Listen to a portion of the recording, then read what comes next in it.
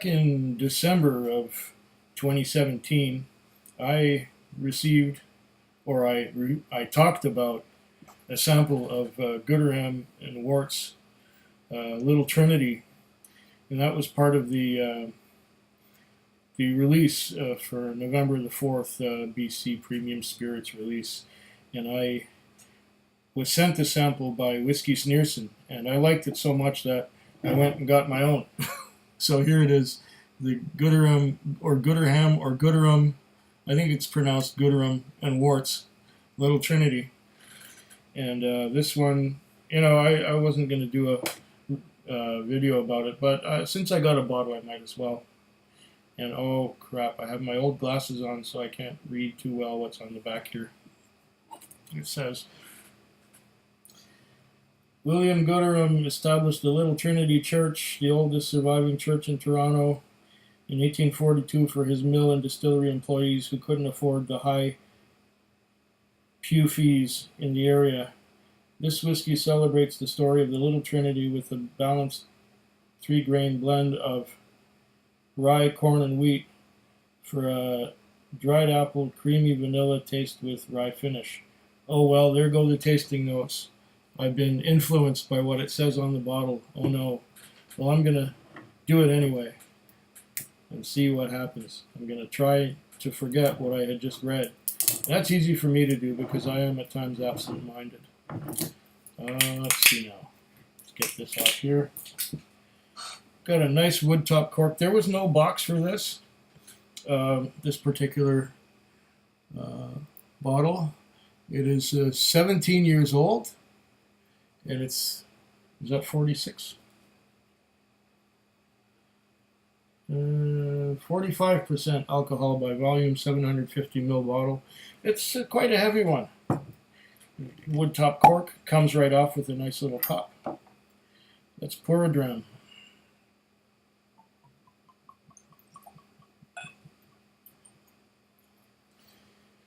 So, wheat, rye, and barley. Is that what it said? Yeah. I think that's what I said. Rye, corn, and wheat. Oh, there's no barley. Rye, corn, and wheat. Okay. This cost me $79.99 plus 10-cent bottle deposit plus $8 liquor tax, $4 goods and services tax, $92.09 out the door. Ended up being $92.10 because we round up because we don't have pennies anymore in Canada. So 92 bucks. It was good when I tried it initially. Oh, that is a beautiful nose. Right away it's grainy.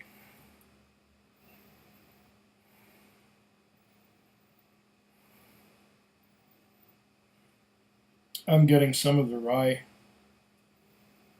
already.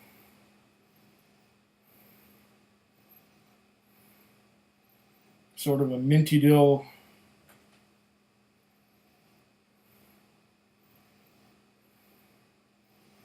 And I'm getting the corn too. Curiously, the different smells of the different grains are coming out. And then there's another something from the wheat. It's just beautiful. I don't get fruits. I'm just getting grains. It is, after all, a grain whiskey. It's a 3-grain whiskey. Heavy grains, rye, wheat, and the corn too. There's a sweetness from the corn. Okay, from the rye, we're getting a bit of dill and mintiness. Sweetness from the corn, without a doubt. And then, I don't know how to describe it. Kind of a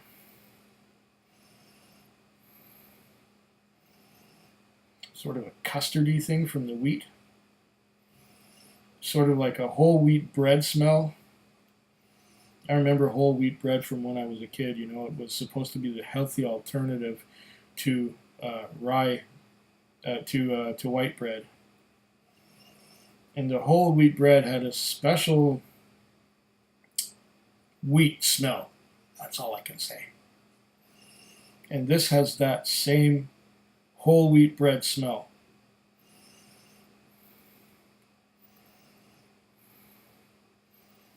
Along with, you know, the the mintiness, the spiciness from the rye, a little bit of dill-ish, but mostly spiciness, and the sweetness from the corn. It's all there. It says it's 17 years old. I don't know what kind of barrels or casks they aged this in. I would have to do some research on the internet, and it's probably ex-bourbon barrels. Probably going to give it some caramel, but this is definitely grain forward from here, on the nose anyway. I'm not getting a lot of chocolate and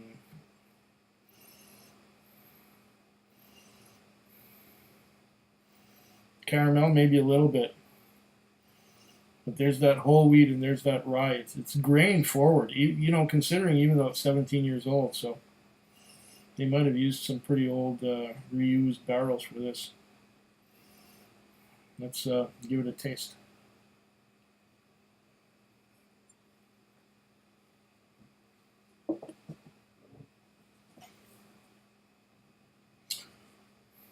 Oh, it's a spicy little number. I don't remember what I said in December when I did this the last time, when I had a little sample.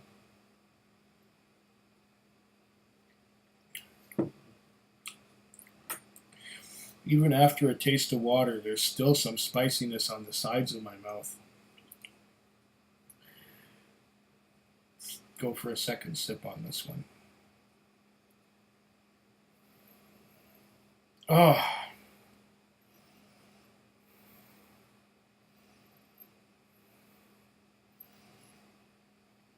it's a nice, on the nose, it's such a nice blend of the three grains,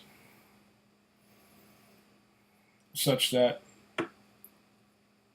you can pick them apart, but they sort of blur into each other, which is just fabulous.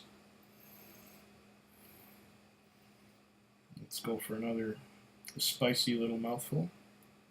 See if I can detect something else.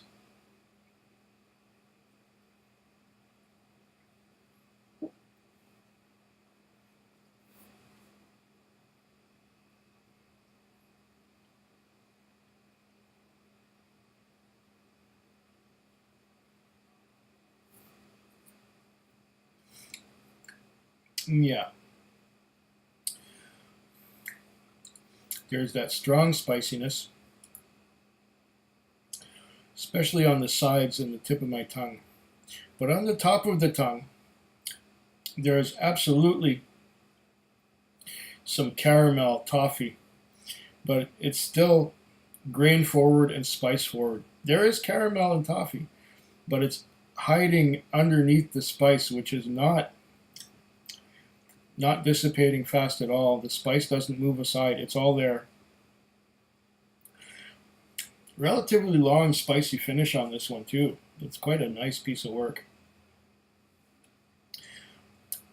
Yeah, spicy. Spicy finish.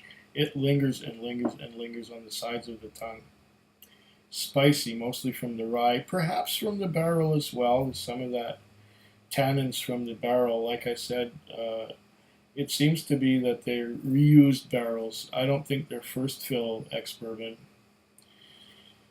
Just going by the amount of spice, I